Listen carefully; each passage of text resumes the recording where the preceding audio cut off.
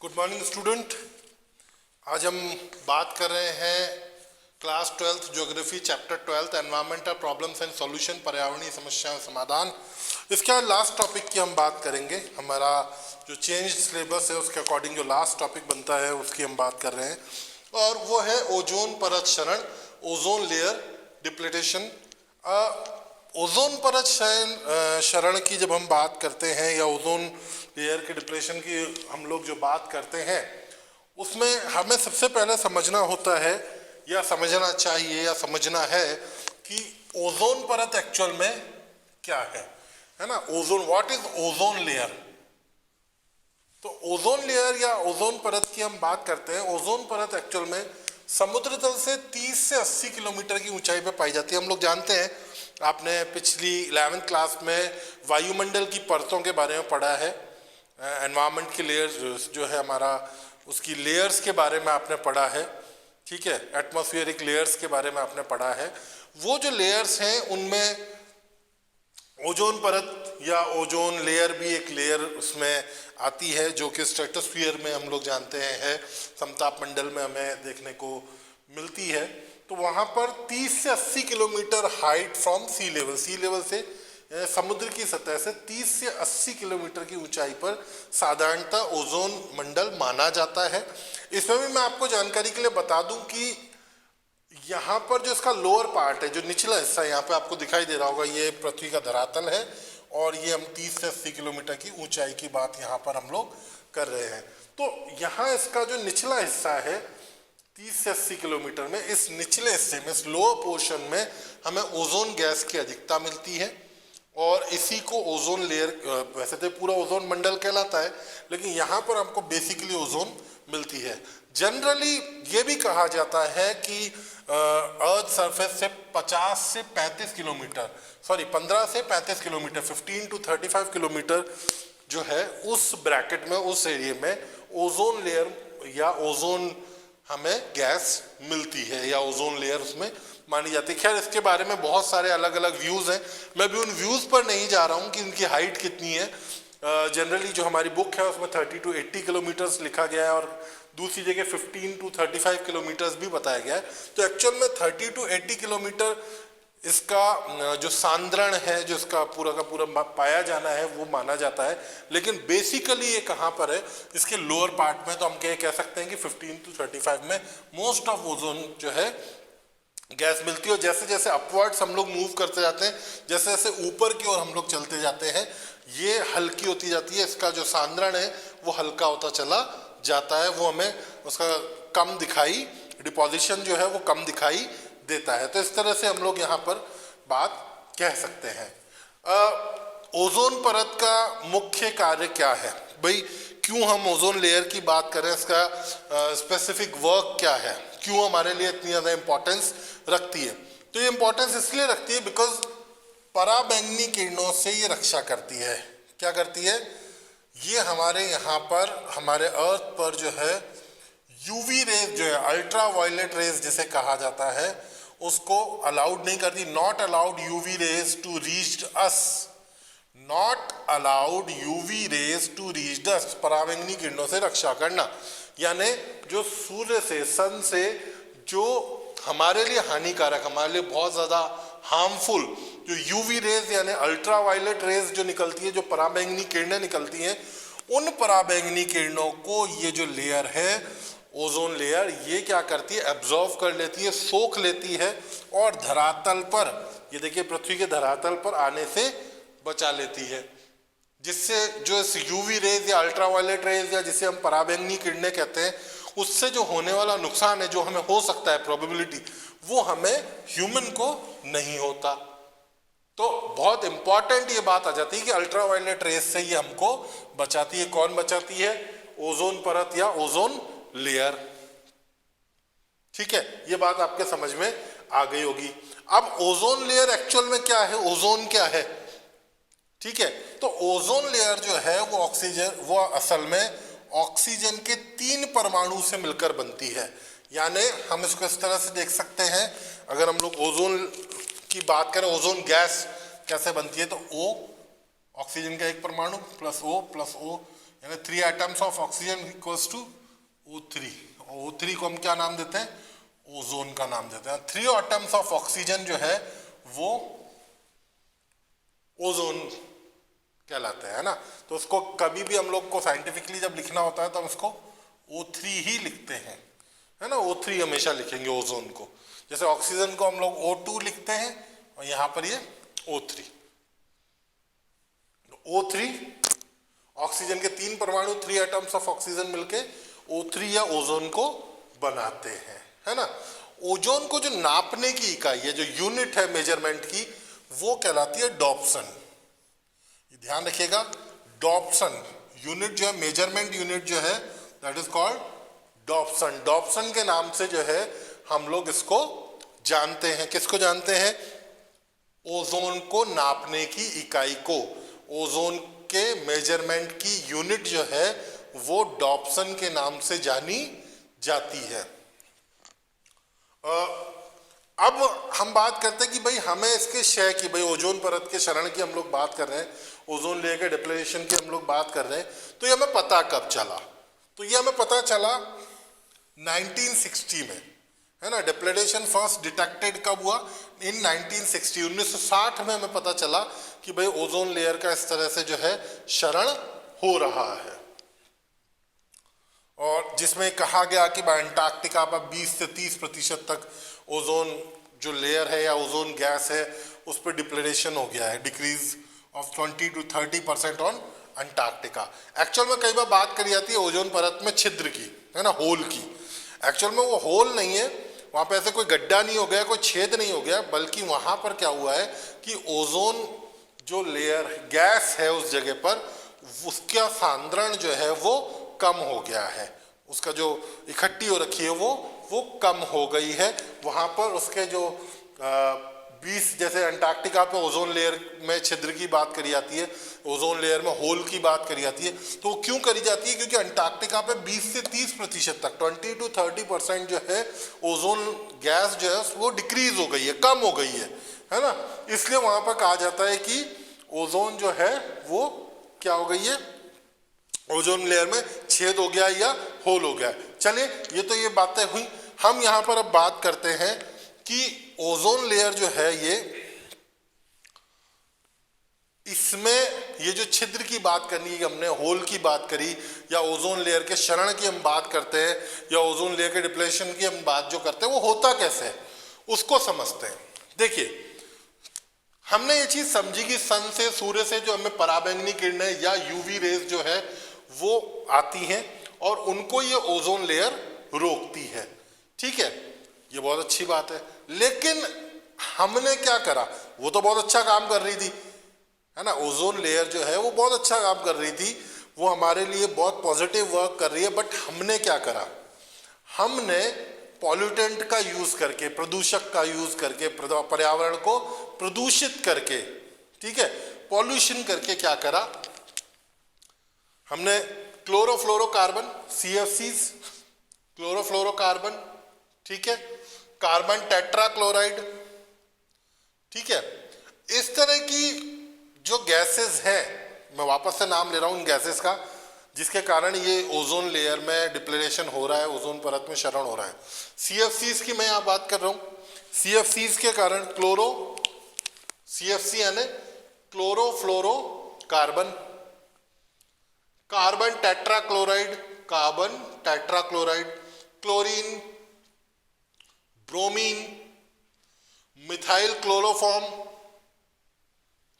ये जो इस तरह की गैसेस है ना, इन गैसेस के कारण हमने ओजोन परत को खराब करना शुरू कर दिया।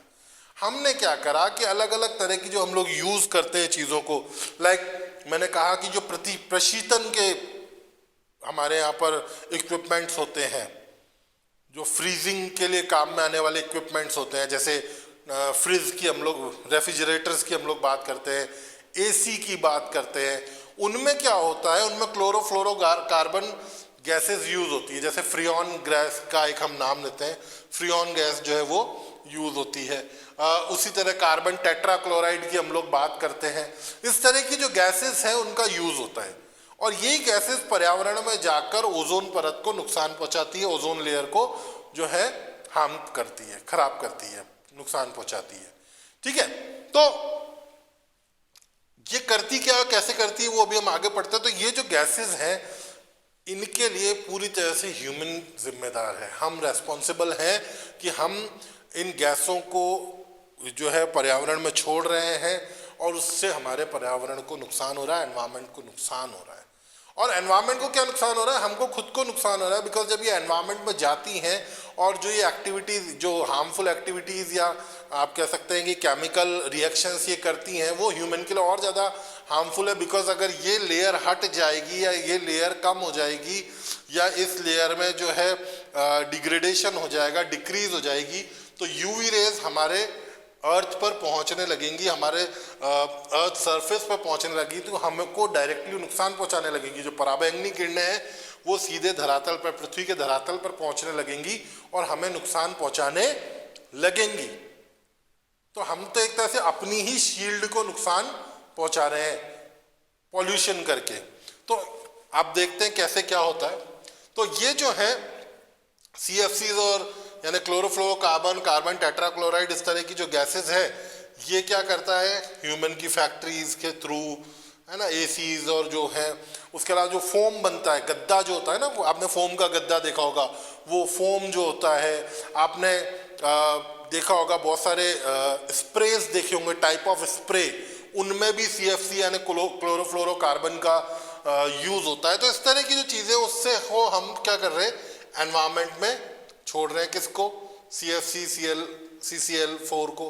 तो जब ये जाती हैं कहाँ पर, ओजोन लेयर में, तो वहाँ पर जाके ओजोन गैस के जो परमाणु हैं, जो एटम्स हैं, जिसको हम O3 कहते हैं, क्या कहते हैं, O3 कहते हैं, उसको अलग अलग विभाजित कर देती है। तो ओजोन गैस खत्म ही हो जाती है वहाँ पर। कैसे होती है देखते हैं। यहाँ पे CFCl3 है। CFCl3 यानी आप इसको फ्रियॉन भी कह सकते हैं और आप इसको यहाँ पर क्लोरोफ्लोरोकार्बन गैस कह सकते हैं। क्लोरोफ्लोरोकार्बन गैस जब मिलती है किससे, अल्ट्रावायलेट किरणों से, यानी यूवी रेज से, पराबैंगनी किरणों से। भाई ये यहाँ से गई, आप देखिए ये यहाँ से गई और तापमान उसका रिसीव करा अल्ट्रावायलेट किरणों का इसने। यहाँ पर ये जो चिन्ह बना हुआ है इस तरह का, ये एक्चुअल में अल्ट्रावायलेट किरणें, पराबैंगनी किरणें, यूवी रेस का चिन्ह है। तो CFCl जब यूवी रेस से मिलता है, अल्ट्रावायलेट किरणों से मिला, मिलने के बाद क्या हुआ कि ये CFCl2 प्लस क्लोरीन, क्लोरोफ्लोरोकार्बन 2 और क्लोरीन के, इससे क्लोरीन गैस अलग हो गई। आप देखिए ये CFCl3 प्लस HV था, तो यहाँ से क्लोरीन का एक परमाणु अलग हो गया, ये CFCl2 रह गया और क्लोरीन अलग हो गई, है ना, एक क्लोरीन का एक परमाणु अलग हो गया। अब ये जो क्लोरीन का परमाणु है, आप इसको बहुत ध्यान से समझिएगा कि ये जो क्लोरीन का एक परमाणु है, ये क्लोरीन का एक परमाणु अब कहाँ गया, ये यहाँ आ गया और O3 यानी ओजोन से मिला। किससे मिला, ओजोन से। देखिए मैं वापस से समझा रहा हूं आपको कि CFCl3 थी, वो अल्ट्रावायलेट किरणों से मिली, अल्ट्रावायलेट किरणों से मिलने के बाद केमिकल रिएक्शन हुआ, ठीक है, यानी रासायनिक अभिक्रिया हुई, रासायनिक अभिक्रिया केमिकल रिएक्शन के बाद CFCl2 प्लस क्लोरीन Cl ये अलग हुए।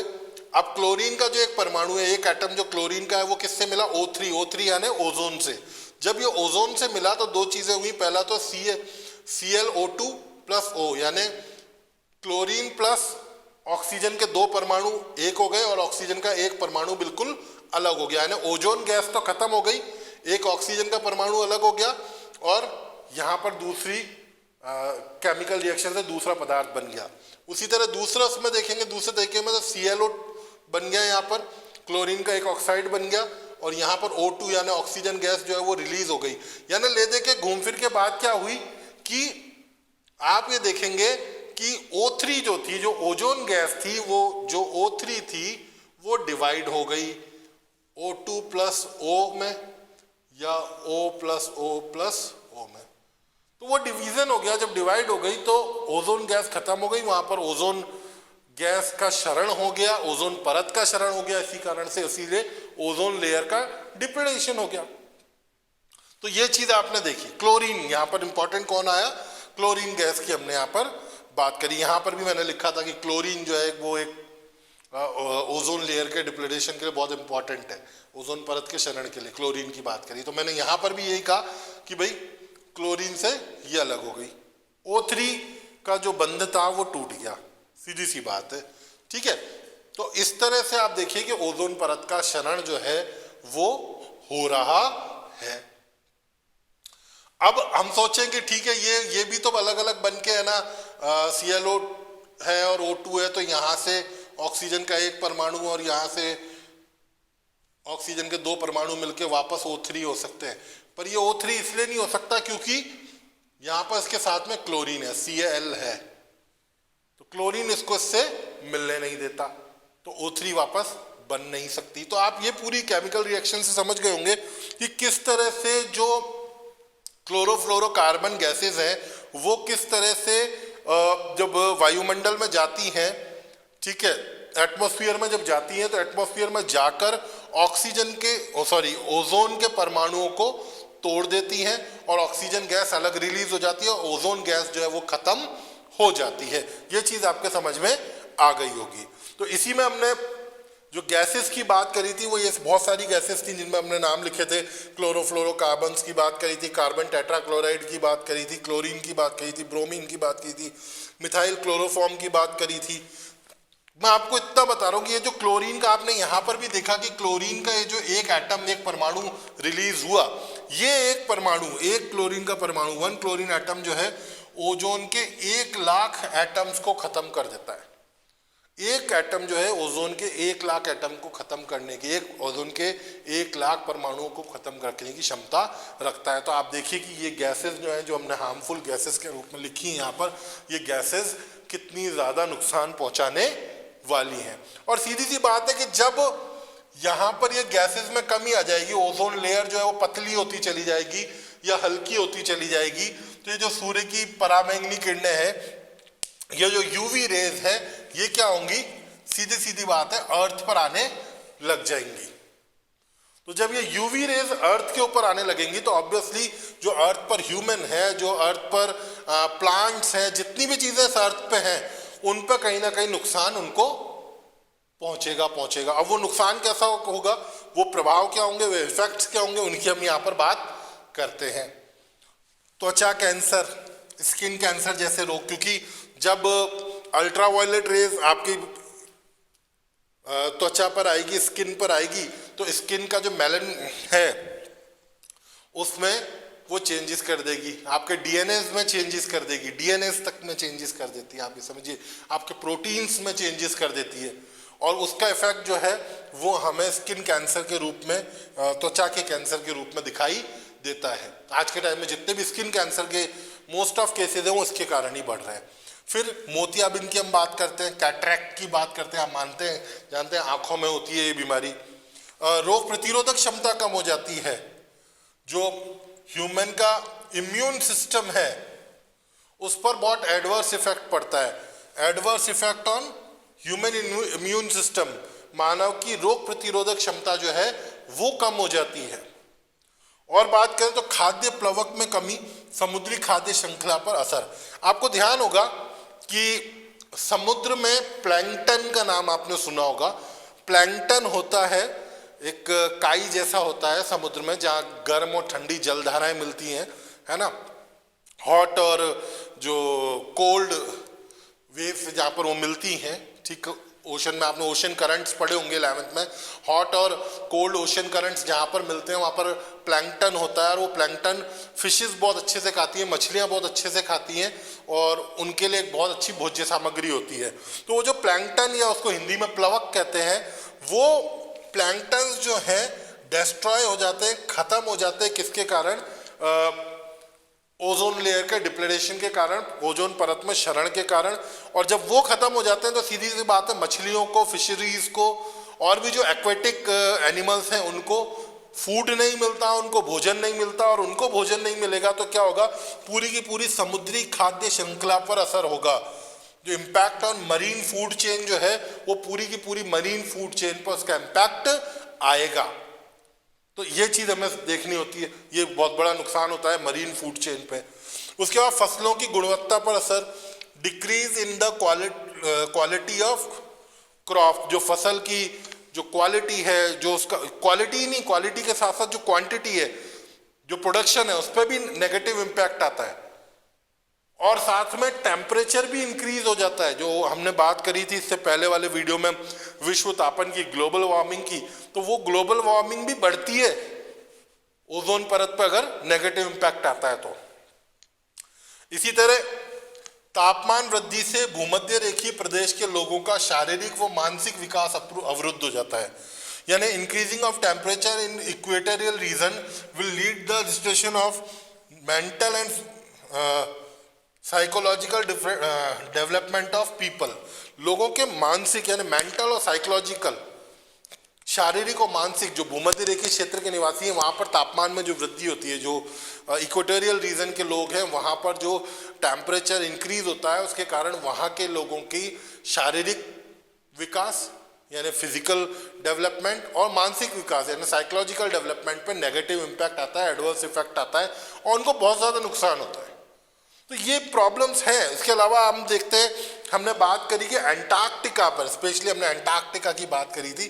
अंटार्कटिका पर जो है 20 to 30% तक जो है ओजोन लेयर में ओजोन गैस में कमी आ गई, यानी डिक्रीज हुई है ओजोन गैस ओजोन लेयर में अंटार्कटिका पर। और इसीलिए कहते हैं कि वहाँ पर एक बहुत बड़ा छिद्र हो गया। हम लोग होल की बात करते हैं, ओजोन लेयर में होल की वहाँ पर बात करते हैं।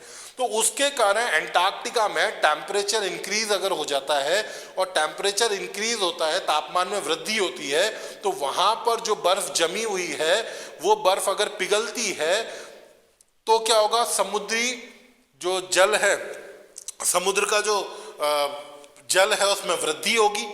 तो वही हमने पिछले उसमें पढ़ा था, ग्लोबल वार्मिंग का एक प्रभाव पड़ा था हमने वहाँ पर ग्रीन हाउस इफेक्ट के कारण कि समुद्र के जल में वृद्धि हो जाएगी।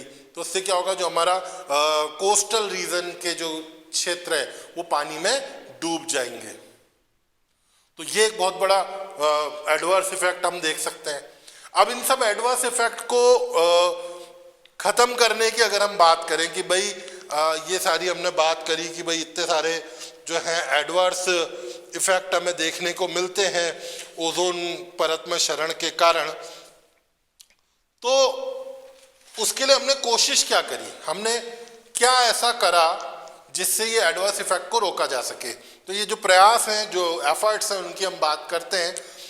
मॉन्ट्रियल समझौते की बात करते हैं, मॉन्ट्रियल प्रोटोकॉल भी इसको कहा जाता है, जो 1987 में हुआ। 1987 में 33 कंट्रीज ने इस पर सिग्नेचर करे, 33 देशों ने इस पर सिग्नेचर करे। और इसका मुख्य उद्देश्य क्या था, CFC जो क्लोरोफ्लोरोकार्बन गैसेस हैं उनके उत्सर्जन पर रोक या उनके उत्सर्जन में कमी लाना। CFC जो है उसके उत्सर्जन में क्या होगा, यहां पर कमी लाई जाएगी, चाहे वो टेट्राक्लोराइड हो, चाहे वो फ्रियॉन हो, चाहे वो अदर गैसेस हो। तो क्लोरोफ्लोरोकार्बन जो गैसेस है उनका जो उत्सर्जन होता है उसका जो हम ये कह सकते हैं कि गैसेस को बैन ही कर देना, उनके यूजेस को ही बैन कर देना है, ताकि क्या हो कि कम से कम CFC रिलीज हो, सो कम से कम उनका उत्सर्जन और रिलीज कम हो, और क्या हो हम अपनी ओजोन लेयर को बचा सकें। फिर उसके बाद हमने फ्रेयॉन को टोटली बैन कर दिया, बैन ऑन फ्रेयॉन।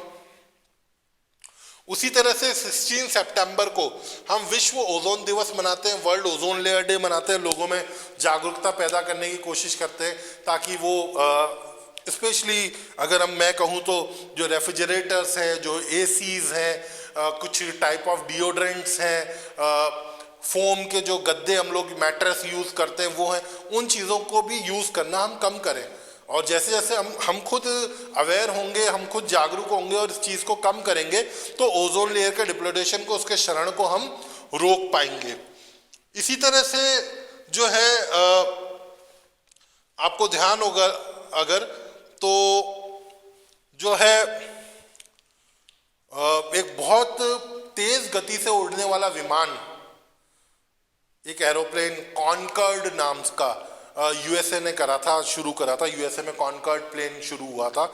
उस कॉनकॉर्ड प्लेन को इसीलिए रोक दिया गया बिकॉज वो इतनी तेजी से और इतनी आवाज के साथ उड़ता था कि उससे ओजोन लेयर को नुकसान पहुंच रहा था। तो उस प्लेन को ही बैन कर दिया गया कि वो प्लेन जो है वो उड़ेगा ही नहीं, उसको उसका यूज ही जो है पूरी तरह से बंद कर दिया गया। तो इस तरह से अपन देखते हैं कि हम लोग कोशिश कर रहे हैं, कोशिशें जारी हैं और कोशिशें करनी होंगी, प्रयास करने होंगे हम सबको मिलकर, तब हम ओजोन परत को बचा पाएंगे। ठीक है, तो हमारा ये टॉपिक खत्म होता है ओजोन लेयर का।